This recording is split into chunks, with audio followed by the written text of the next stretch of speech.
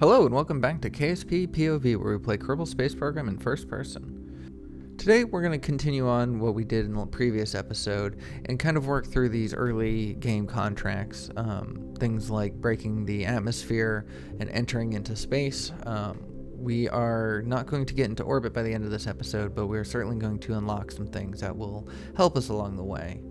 We are, of course, playing with probes before crewed missions, so we're going to be dealing with a lot of probes in the probe control room for a little bit, but we'll be switching over into some different Kerbal-controlled IVAs pretty soon. But anyways, let's get started.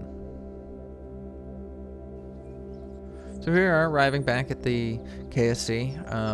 As you can see, we have about 119,000 funds, so we've got a little bit of wiggle room to play with some stuff. But we are playing in career mode, so contracts and missions are going to be a very important thing to work on. We're also playing with Strategia, so we're going to want to utilize those to kind of amplify the amount of science we can make, the amount of money we can make, and reputation, and all that good stuff.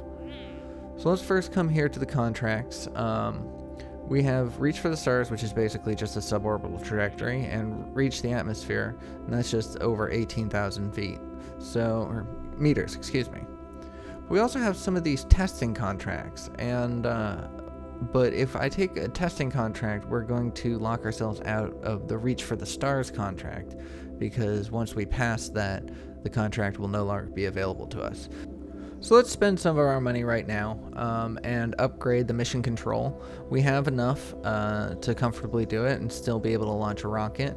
However, now we can take 7 contracts. And as most of these contracts can give you some sort of advance, we're going to be able to make back a little bit of that money just from accepting the contracts.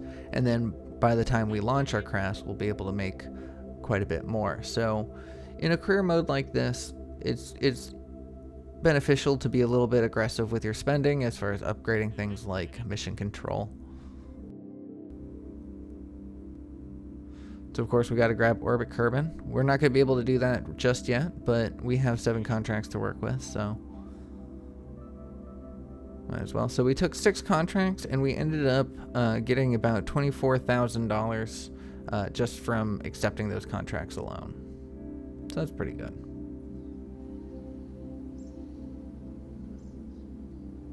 So now it's time to start designing a craft. We need to make ourselves another little sounding rocket, but we have 25 science, and so it'd be foolish not to use these before creating our design.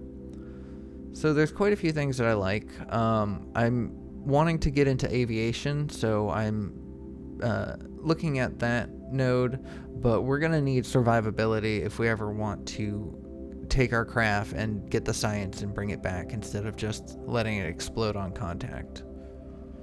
Or not explode if you saw the last episode. So let's go ahead and get that survivability, and that's going to take all of our science. We're not going to be able to unlock anything else just yet. So here we are in the VAB, and we have a little new item here, which is the External Command Seat IVA, which is going to be utilized in a future episode, but that is a new mod that has been worked on by the fabulous Kurgut. A link to their channel in the description below. They've been coming up with a lot of these IVA modes that you're going to be seeing in our series, and so I want to be able to give them credit, because they're also working on their own IVA only series and career mode as well, and yeah, I highly recommend their channel. Definitely go check them out. But here we are, we're going to create our probe. I didn't like the canister that I started with, and so I opted for this structural truss instead. And we're going to just go ahead and tack on all of our experiments here. We included a bathymeter for a moment, and we'll probably end up getting that again at a later point. But that is from D-Orbital's Magic. D-Magic's Orbital Science, excuse me.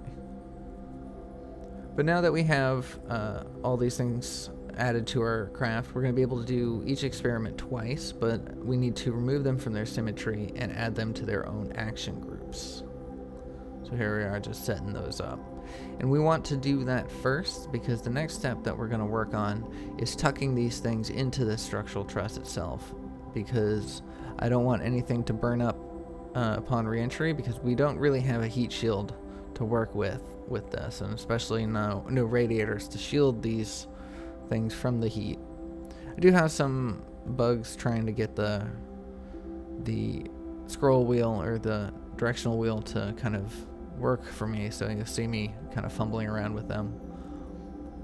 But what I found out that does help is if you unclick if you could just go back to the regular mode, regular item selection mode, and then switch back to the rotate tool, that sometimes fixes the bug. But here we are, we got all the experiments tucked in to the thing, and we're just going to choose a different skin, a different style for the truss, just to make it look a little better, you know. I kind of like the idea that they were all packaged in, and even though this probably won't help with the heat in any way, just the idea that, you know, there's some sort of barrier between them and the experiments. So we go ahead and tack on a couple of communication devices in here, and we're slowly starting to reach our part limit. We only have 30 parts available because we haven't updated the VAB yet. So here we are. You see that I have 2 decouplers on there, and that's because one of the contracts that I have is to test that decoupler splashdown at Kerbin. And so we're going to try to aim to land this thing in the water, and then that decoupler will be the last stage of the rocket, and hopefully that will satisfy the contract. The other contract that we have is to test this flea booster at the launch site. So simply by launching this rocket, we're going to be able to complete that contract. So I'm very excited. So I make sure to check my staging, and I'm adjusting the thrust limiter on each of these because I don't want they have a pretty high thrust to weight ratio even with this build, and I don't want it to exacerbate everything by having too many G-forces on it. So I name it the Needle 1. It's a sounding rocket. We only have, it's 29 parts, so it just barely satisfies the limit. So we go ahead and bring it back from the launch pad because we realized that we didn't actually stage or set up the descent stage in any way. We don't have our parachutes set to deploy at any altitude, and we don't have our communitron set to retract at any point. So we just go ahead and add those little action grooves, make sure our staging is correct, and then bring it right on back out to the launch pad. There we go, the glorious morning hours, because this is still day 1 of the brand new agency. So let's get started. So here we are back in the probe control room. This is the low-tech analog version of it.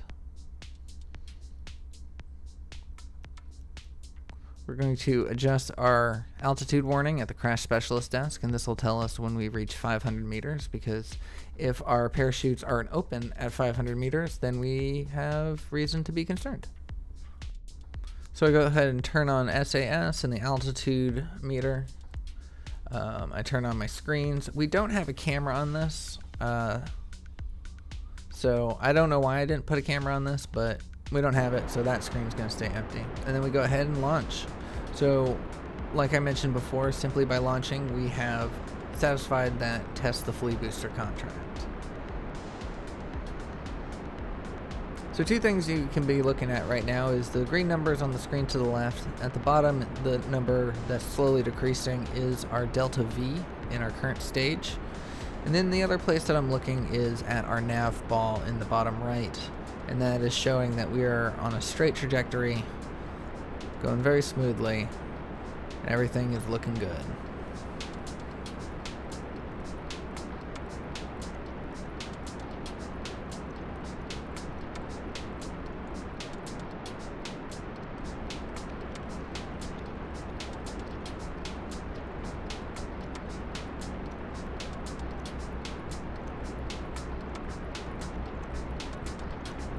So I get my hand ready. I'm going to stage this as soon as I see the delta V run out, and that will ignite the next SRB. 68, 60, 53. The nav ball is staying straight. We're looking good and separate. So now we have another 8,000 delta V to work with. We're gonna be a lot lighter than we were before, so we should go even higher on this second stage, or this fourth stage. Our nav ball is looking good. Our thrust to weight ratio is manageable. It helped to turn down the thrust, to limit the thrust on that, because I've seen rockets blow up from going too fast, and we don't want to have to keep doing this mission over and over again.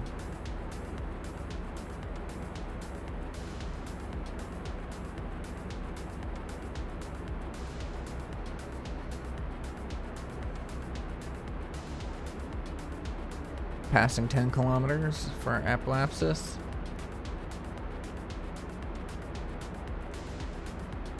Nav ball still looking good.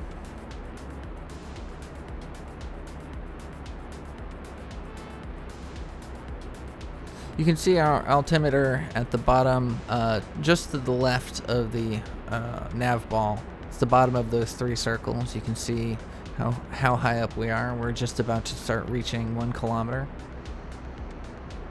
An apoapsis of 15 kilometers now.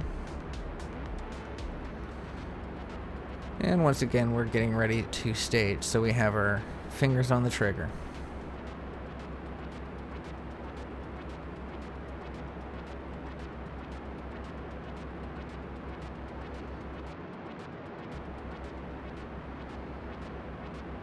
And 100 delta V left to go.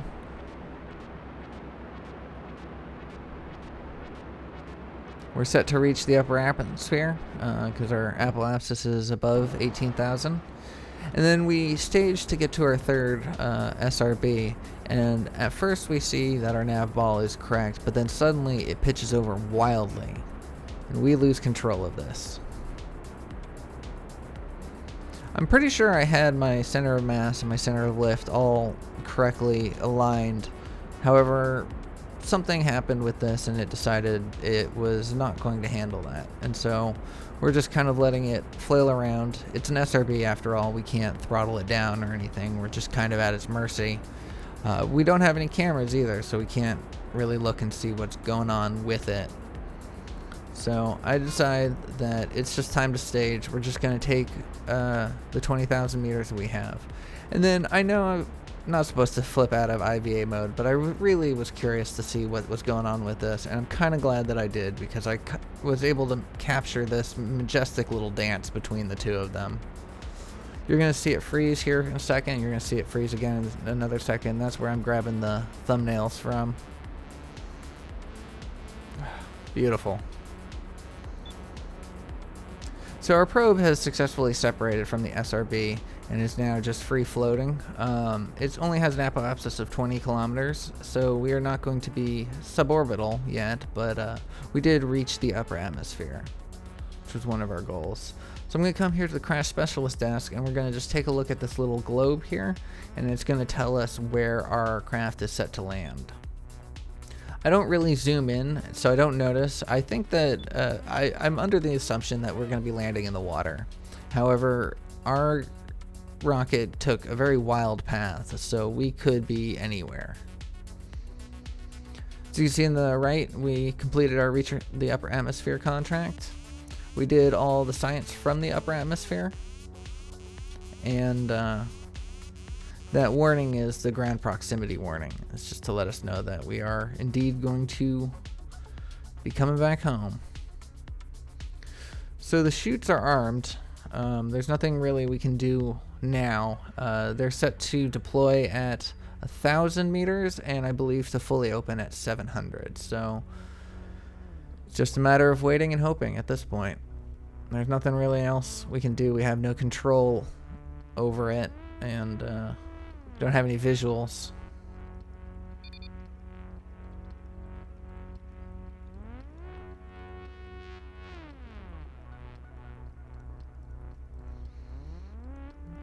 So we're at 19 kilometers in height. And the atmosphere is slowing us down, as we can see from that little warning that we are air braking.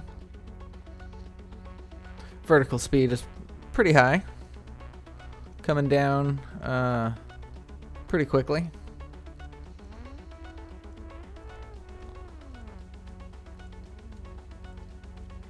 So now at 10,000 meters.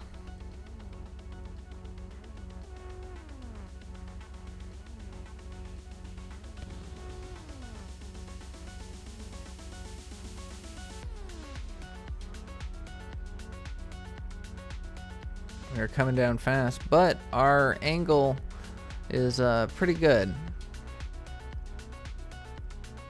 If anything hits first, it's going to be that decoupler.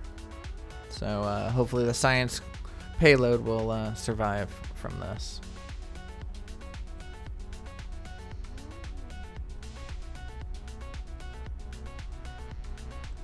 So now at 2.2 meters. 1.4, 0.8,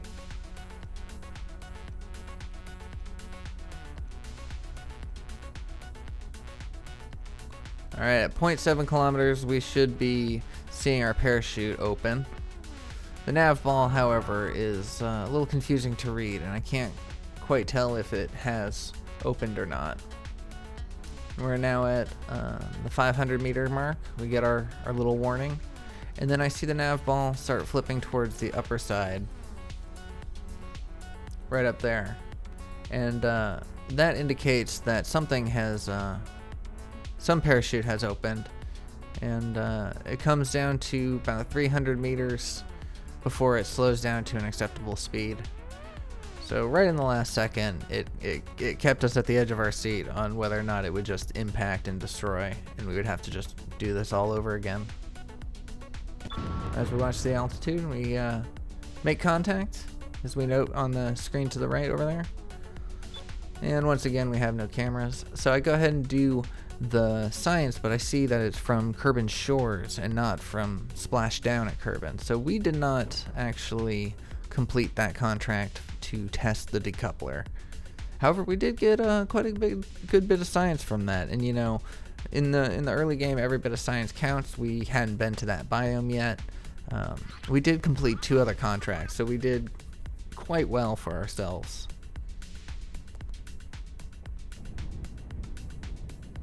There we are. We barely went anywhere. The Kerbals, all they have to do is walk out here. Sure, it's gonna be a bit of a hike, and the 2 Kerbals carrying it back are probably gonna have some words to say about it, but overall, everything went as smoothly as it could, given the circumstances. So let's get back to the KSC. And we're going to first check out our successes. We got a bunch of science. We got a bunch of money from that. And so now we have some more things to unlock. So I'm stuck between stability and basic science. Stability I want to unlock as soon as possible because that is going to lead into aviation. And aviation will allow us to start building rovers. And then once we can build rovers, we can start collecting the science from the KSC. So this is going to be a very important lock. While stability itself isn't going to offer me very much here, it's the wheels that are in aviation that are going to make it all worth it. But of course, we do get a new experiment with that, the atmospheric pressure scanner or barometer. So now we're going to load the Needle 1 and we're going to bring it into the spaceplane hangar, which may seem like a weird place for a rocket, but given the fact that the difference between a VAB and a spaceplane hangar is the fact of a runway. And we have the access to a little runway called the Island Runway right off the bat. We have an extra place, an extra location that we can go. And we're going to go ahead and redo this contract to test the decoupler, but this time we're actually going to hit the water, which is why I added that bathymetry experiment over to the right, on the right of the craft, and I'm going to add it into the action groups. And we're going to go ahead and launch this at the Island Runway.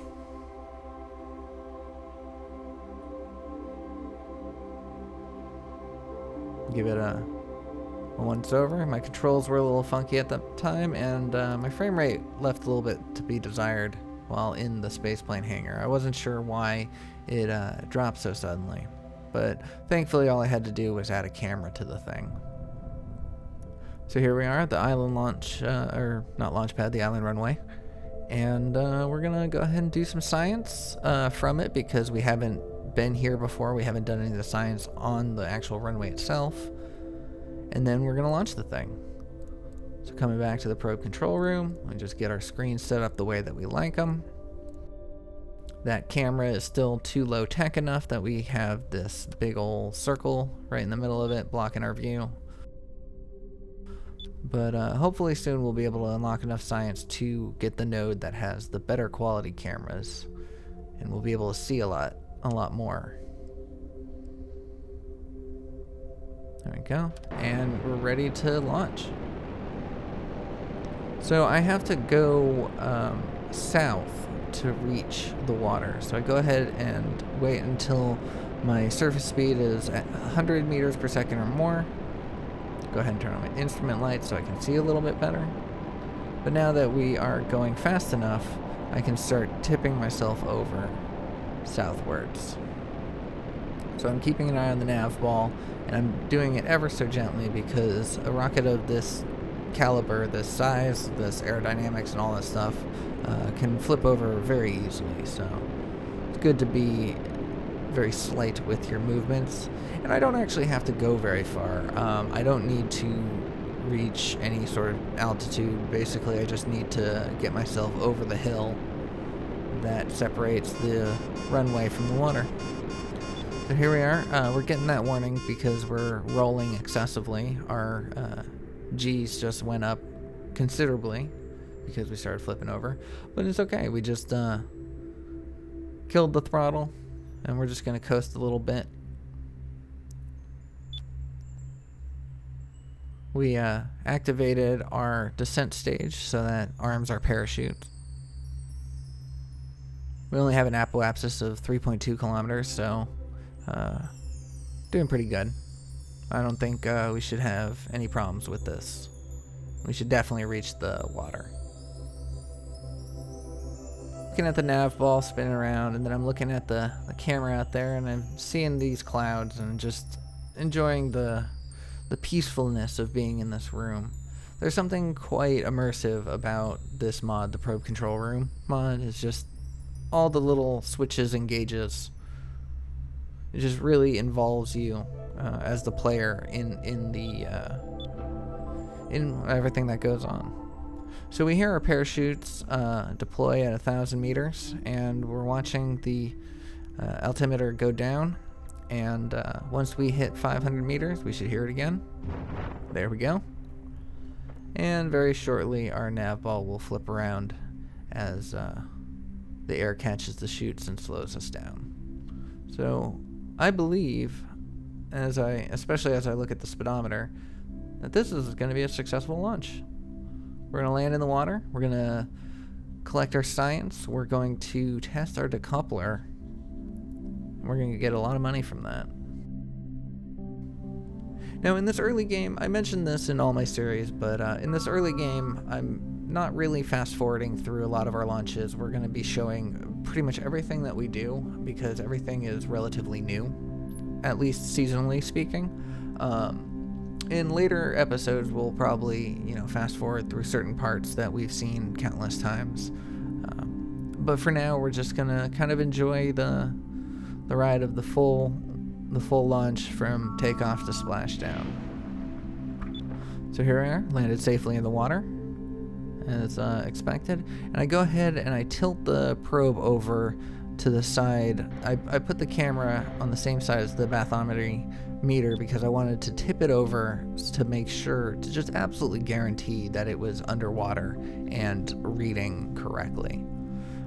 I've learned recently and through my playthroughs that my testing playthroughs of this new mod, that having a camera facing in particular directions really helps out a lot when you're kind of, you can't see your craft like this, because knowing which way you're facing can be invaluable.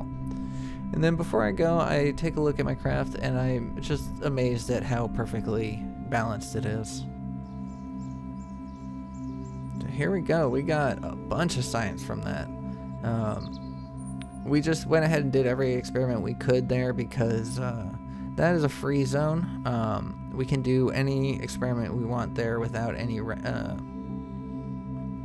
loss of money. We unlock the aviation parts because that gives us the wheels, and in the next episode we're going to be building some rovers, and those rovers are going to be going all over the KSC collecting all sorts of science.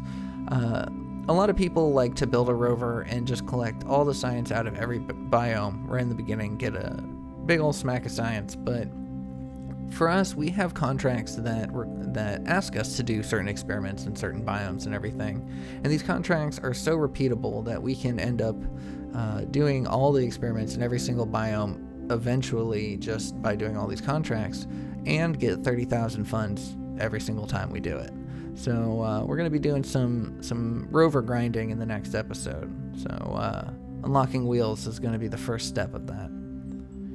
And so now I'm just kind of looking through and trying to weigh what is going to be the most important thing. I don't think survivability, because we don't have Kerbals on board yet. So instead I opt for science, because unlocking science will just get you more science. It's the name of the game.